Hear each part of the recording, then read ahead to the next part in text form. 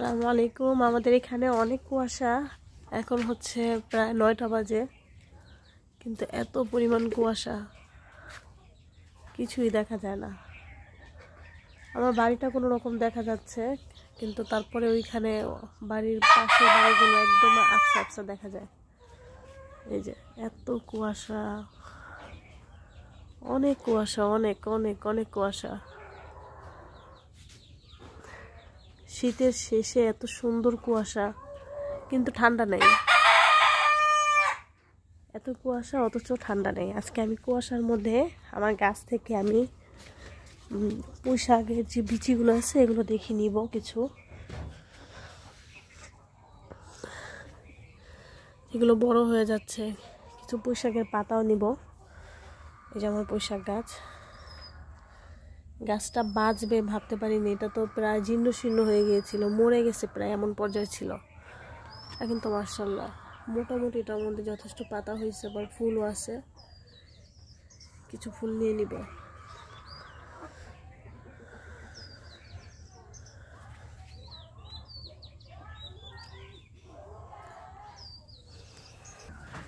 এগুলোর ভিতরে বিচি হয়ে গেছে প্রায়, এই যে একটু শক্ত হয়ে গেছে ভিতরে। এই যে বিচিটা, ফুল থাকা অবস্থায় খেতে ভালো লাগে।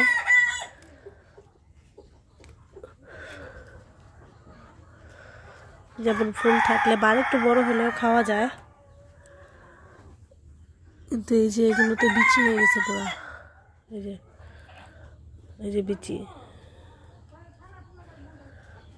বিচিটা ভালো লাগে না, কেমন মুখে পড়ে।